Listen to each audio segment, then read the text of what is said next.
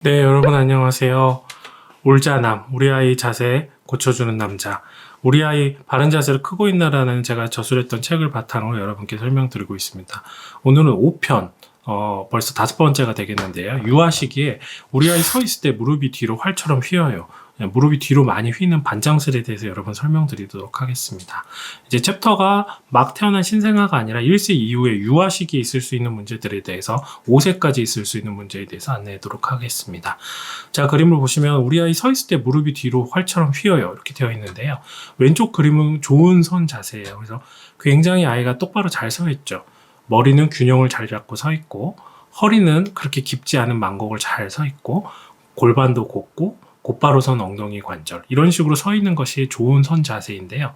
보면 이제 나쁜 선 자세를 달고 있어서 몸통에다가 머리를 기대고 있고, 그 다음에 허리 만곡이 살짝 있는 건 좋은 겁니다. 근데 지나치게 앞으로 골반이 많이 숙여진 깊은 허리 만곡, 그 다음에 앞으로 숙여진 골반, 그 다음에 무릎이 왼쪽 아이에 비교해서 보면 뒤로 확 돌아가 있었죠. 이런 것을 이제 나쁜 선 자세라고 하는데요. 좌측의 그림처럼 정상적으로는 이제 무릎을 굽히고 그리고 허리와 등을 살짝 수직으로 세우고 있는 것이 좋은 자세죠. 오른쪽 같은 이제 여러 가지 무릎이 뒤로 휘는 이런 나쁜 자세를 가지고 있는 경우에는 아이가 유약하고 유연성이 지나치게 무릎에 강해서 그냥 뼈에다 기대고 있는, 그냥 근육을 사용하지 않고 몸에 골격에다가 그냥 자기 몸을 걸치고 있는 이런 형태의 아이들이 나쁜 자세를 가지고 있기도 하고요. 두 번째는 뭐냐면 아이들이 힘이 너무 긴장이 많이 몸에 들어가가지고요. 특히 종아리 같은 데 발목이 구축이 되면 까치발처럼 이렇게 발목이 올라가지 않아서 할 수 없이 무릎이 뒤로 빠지는 경우도 있답니다. 하나하나 제가 좀 설명드리도록 하겠어요. 그러니까 결론은 이래요. 너무 근력이 약하고 유연해서 부드러워서 무릎이 뒤로 빠질 수도 있고요. 아이는 전혀 몸은 부드럽지 않은데 종아리 근육이 너무 타이트하고 발목이 올라가지 않아서 할 수 없이 무릎이 뒤로 빠지는 두 가지 경우가 다 있을 수 있다는 거죠. 자, 왼쪽 여아이가 보이나요? 진짜 좀 골반이 많이 앞으로 쓰고 배는 나와 보여, 엉덩이 뒤로 나와 보이는 굉장히 좀 오리공둥이 같은 그런 체형을 보이게 되고, 무릎은 좀 뒤로 이렇게 빠져 있게 되죠. 사실 이렇게 어느 정도 만곡이 있는 거 그거 크게 나쁘다고 볼 수는 없습니다. 근데 이렇게 된 아이들은 골반이 지나치게 앞으로 숙여주고, 그 다음에 무릎은 뒤로 지나치게 빠지면서 누가 봐도 뭔가 엉성한 그런 체형을 가지고 있고 근력은 떨어지는 양상을 보이죠. 그래서 두 가지 있다고 말씀드렸죠. 첫 번째, 아이가 너무 근력이 유약하고 유연해서 이렇게 몸이 뒤로 빠지고 몸에다가 그냥 체형을 걸치고 있는, 뼈에다가 근력이 움직임을 가지지 않고 근육은 굉장히 약해가지고요, 그냥 뼈에 몸을 싣고 있는 이런 무너진 형태의 반장슬, 무릎이 뒤로 빠지는 양상도 있고요. 두 번째는 보시면 걸어다니는 아이들 맨날 이렇게 발목 끝 까치발 보행하는 애들이 있어요. 걸을 때는 이렇게 뒤꿈치가 안 닿는데요.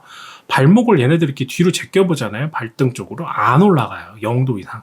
이런 것을 우리가 발목 구측 까치발 보행이라고 하는데, 이런 애들은 이렇게 종아리를 늘려보면 이렇게 가지를 못합니다. 지금 화살표에 있는 이 종아리 부분이 굉장히 단단해가지고요, 이렇게 밀려고 해도 발목이 이렇게 올라가지 않고 굉장히 떠있게 되는 그런 양상으로 되게 됩니다. 그러면 이렇게 발목이 안 내려가면 왜 무릎이 뒤로 빠지냐? 가만히 서가지고 한번 해보세요. 뒤꿈치 든 채로 뒤꿈치에 힘을, 종아리에 힘을 안 뺀 상태에서 땅을 닿으려고 하면 무릎이 뒤로 빠질 수밖에 없습니다. 그래서 지금 이제 양면이 있는 거죠. 어떤 애들은 너무 유연해서, 어떤 애들은 너무 경직되고 딱딱해서 이렇게 생길 수 있는 거죠. 유연한 아이들은 운동을 통해서 혹은 깔창을 통해서 아이들 이런 체격이나 그런 역학을 만들어줘야 되는 거고요. 반대로 까치발이 있고 여기가 종아리가 너무 타이트해서 긴장해서 그런 애들은 여기 긴장을 스트레칭해서 풀어주거나 아니면 보톡스를 놔가지고 긴장을 완화시켜줘야 되겠죠. 그러니까 둘이 치료의 방향과 원인은 완전히 반대인 그런 상황이 됩니다. 아까 제가 앞에서도 설명드렸었는데요. 이게 근육을 이용해서 몸을 세우는 게 아니라 뼈 구조물에다 그냥 걸치고 있는 이런 자세가 생기면 성장판에도 좋지 않고 여기 가운데 그림처럼 비대칭 체형을 유발해서 척추 측만증이나 각종 부정렬을 체형을 가질 수 있어요. 그렇기 때문에 이런 체형은 지켜보지 마시고 적극적으로 좀 해결해 주는 게 좋습니다. 이런 걸 이제 슬관절, 과신절, 반장슬이라고 하는데요. 그러므로 적절한 근력 운동과 체형 균형을 잡아주고 습관을 규정해 주는 운동 규정이 위약하거나 지나치게 유연한 경우에는 필요하고요. 반대로 너무 지나치게 아이가 긴장이 심한 경우에는 발목 구축 까치발 보행의 경우에는 이완을 시키고 스트레칭하고 보톡스를 사용하는 방법들을 사용합니다. 조금 더 이해하기 쉽게 설명하면은요, 우리가 운동화를 신잖아요. 근데 운동화끈이 너무 꽉 조여도 긴장이 돼도 발이 불편하고 힘들고요. 운동화끈이 너무 느슨해도 헐렁헐렁하고 불편하거든요. 적절한 긴장이 필요한 건데 이 두 가지 다 유연한 것과 지나친 긴장 둘 다 아이들에게 좋지 않다는 점을 이해하시면 되겠습니다. 그래서 오늘은 벌써 이 챕터가 끝났습니다. 그래서 유아, 특히 1세 이후에 발생할 수 있는 무릎의 문제에 대해서 설명드렸고요. 제가 이어서 다음 편에서는 등과 목이 앞으로 늘 처지는 아이 어떻게 해야 할까? 이게 굉장히 많을 겁니다. 아이가 요즘 애들이 스마트폰도 많이 보고 이렇게 축 처지고 운동량도 적고 하기 때문에 라운드 숄더, 거북목, 등이 이렇게 앞으로 굽어 있는, 또 약간 새가슴이나 이런 오목가슴 있는 아이들에게도 많거든요. 그래서 이 부분은 이제 어떤 부모님에게도 좋은 내용이 될 것 같고 어떤 아이들에게도 좋은 그런 챕터가 될 것 같습니다. 여러분 다음 시간에 또 만나요.